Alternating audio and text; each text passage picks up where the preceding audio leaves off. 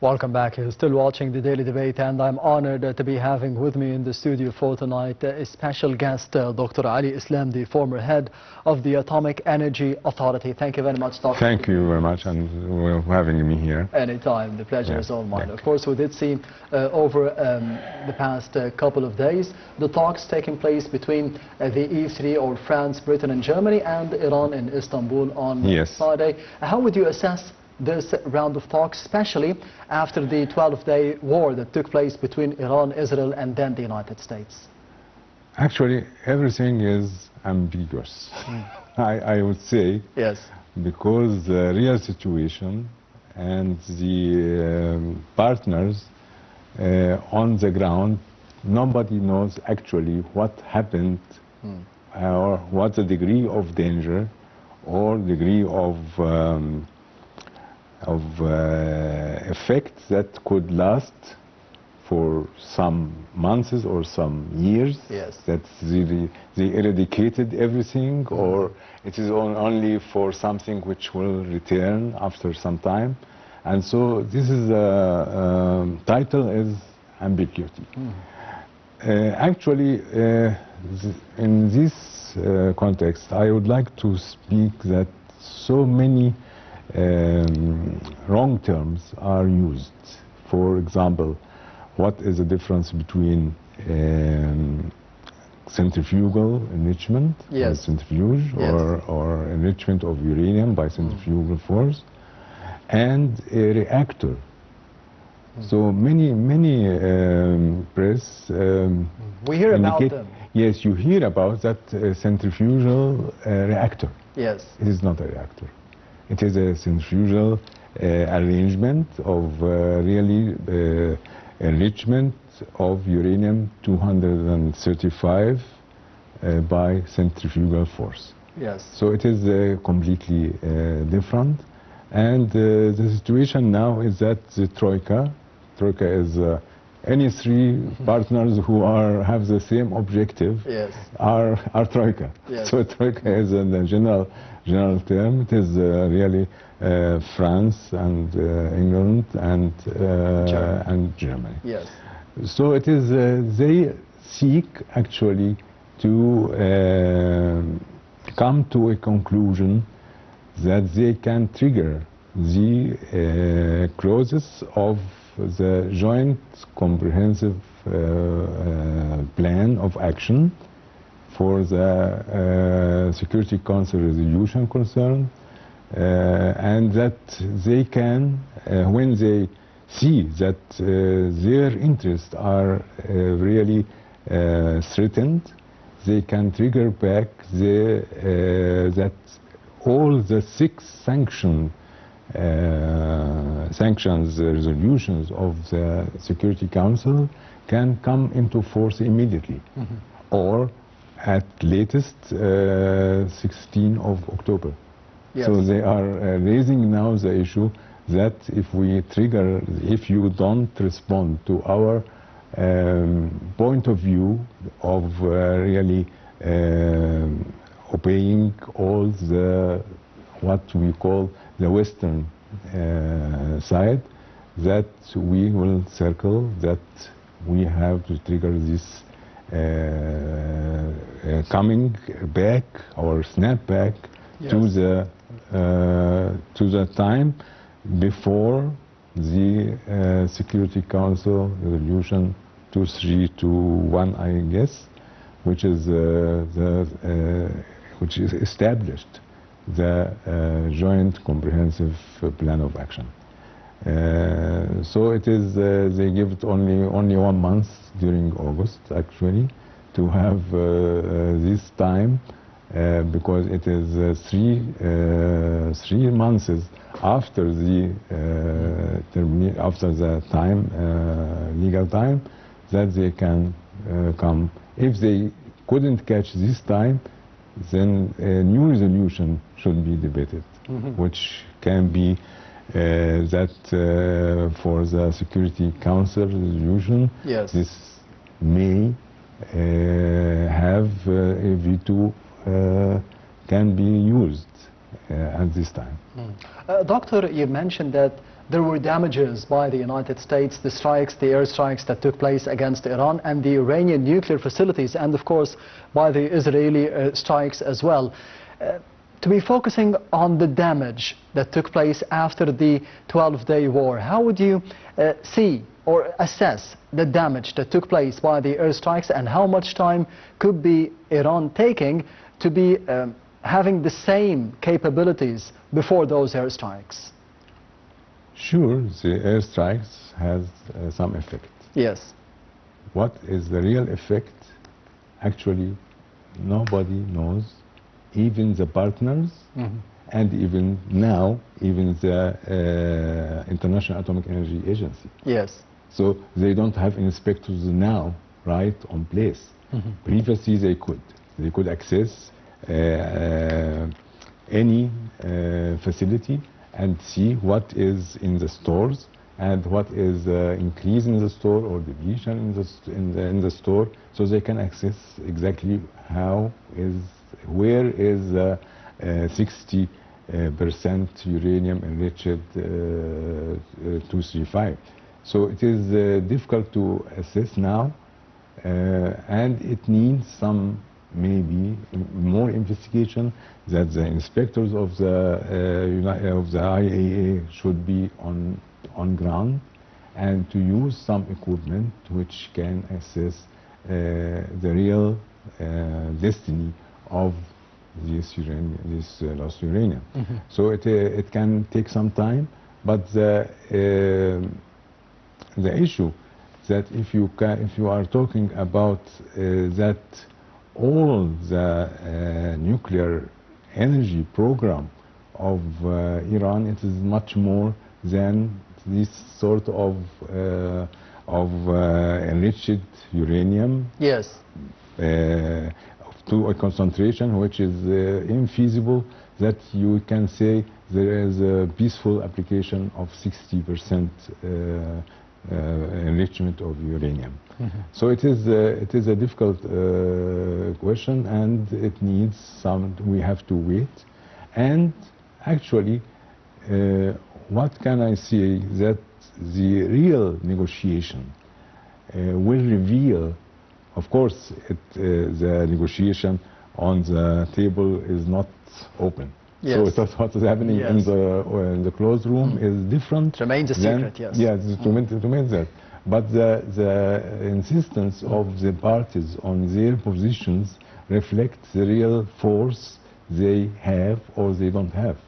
So it is, I believe that politicians can analyze the situation better than me, and I can only from a technical point of view can explain what are the difference, why it is saying that, why it is very near to getting the material for to be used for nuclear bomb, but according to Mr. Grossi, he is telling that there is a much difference between having the material which can be used for at a concentration which can be used for a nuclear bomb and the nuclear bomb itself. There is much way to have. We don't know, or anybody cannot tell the real know-how at each country of this, because of many things, because of sanctions, because of that you can have it on the net, but you on the ground you have to make a test for a nuclear weapon. Yes. It is not easy to test it without being noted. Real equipment now, it's very easy to detect there has been but they now use a simulation to do this, and this is the real know-how. Yes. If you have this and to come this, then it is different, but you have to have the will and the technical and financial feasibility that you are willing, and you have the technical and financial that It costs a lot of money. Yes, Dr. Ali, as the former head of the Atomic Energy Authority, this is your specialty, this is the field of expertise.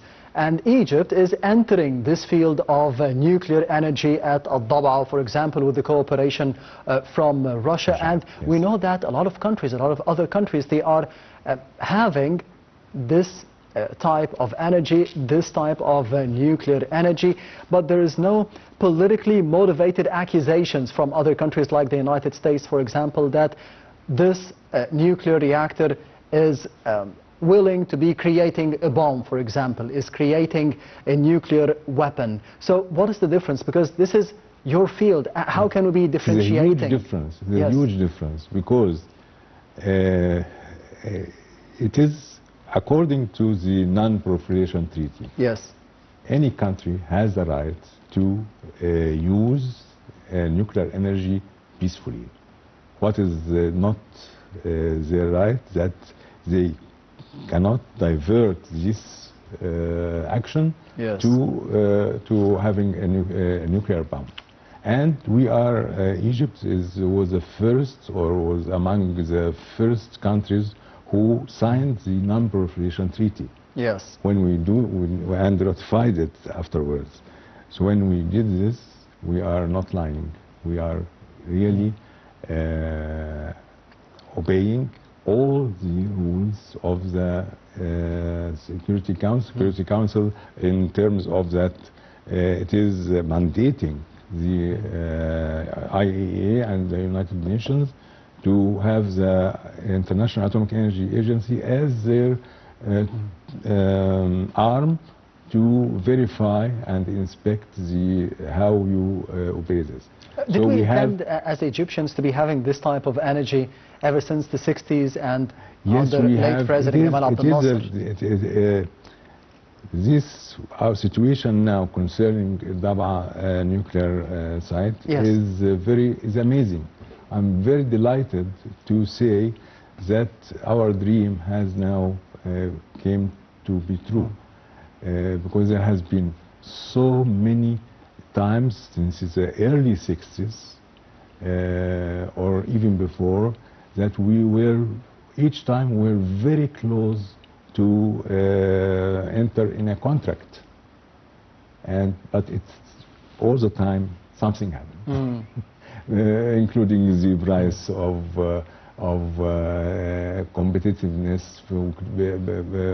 after the natural gas has been discovered, and economic and also political. So we're enjoying a breakthrough now in this field. We are enjoying the breakthrough, and that with cooperation with Russia. Russia is a very advanced country in the nuclear energy.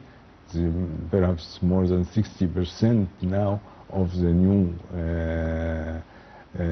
nuclear power plants are built by Russian. Yes. So they have hands-on, and we have the possibility that also the transfer of knowledge is from Russian and to Egyptians. So we are not just operator.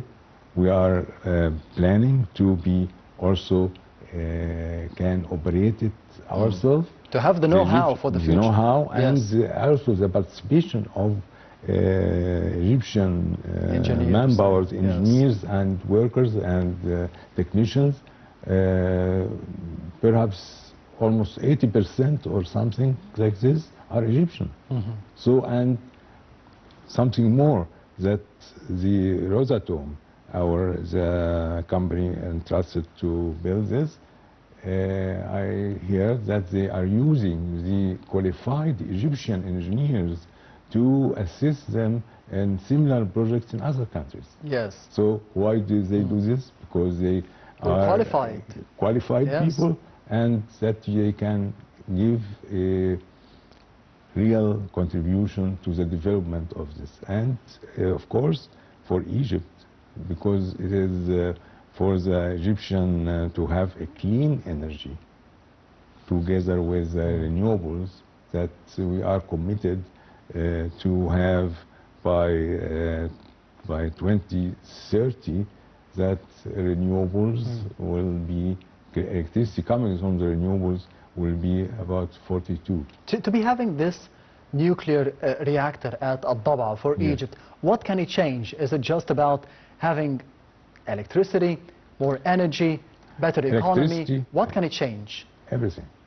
Electricity, to have a secure electricity, because renewables has some drawback. It needs storage, and this is of course we spend much time and much energy for solar energy and wind energy. Yes. But it needs storage. Unlike the renewable Unlike energy or the nuclear unlike energy. the nuclear energy. Nuclear Yes. energy is very suitable for the base load. You have to have this base load because it works day and night, and some nuclear power plants or reactors can stop only for 1 month for fuel change every 1.5 years. Yes. So it is working day and night. So it is very important to have this and to have clean energy, and this will facilitate the investor, because when you invest in clean energy and you can use this power to produce, for example, green hydrogen.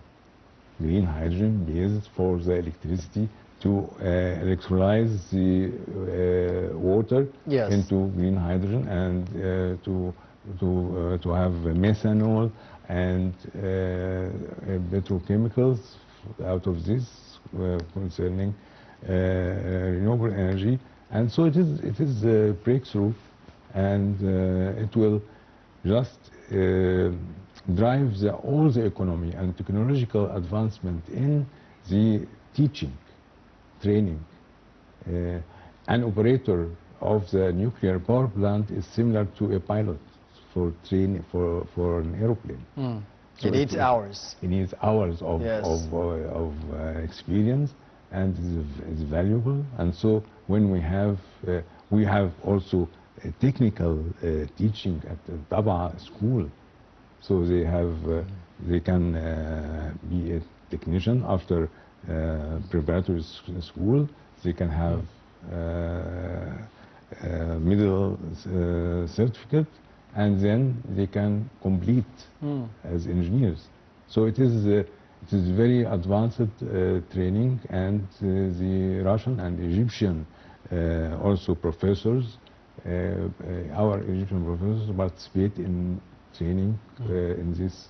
So it is good for everybody and for the development of research and Yes, technology. all in the benefit of the Egyptians and the future of the country. Sure. Dr. Ali Islam, the former head of the Atomic Energy Authority, thank you very much for being with Thank us you, tonight Thank on you, the sir. Daily Debate. Thank you. Anytime. And this brings us to the end of the Daily Debate for tonight. Thank you for watching, and goodbye.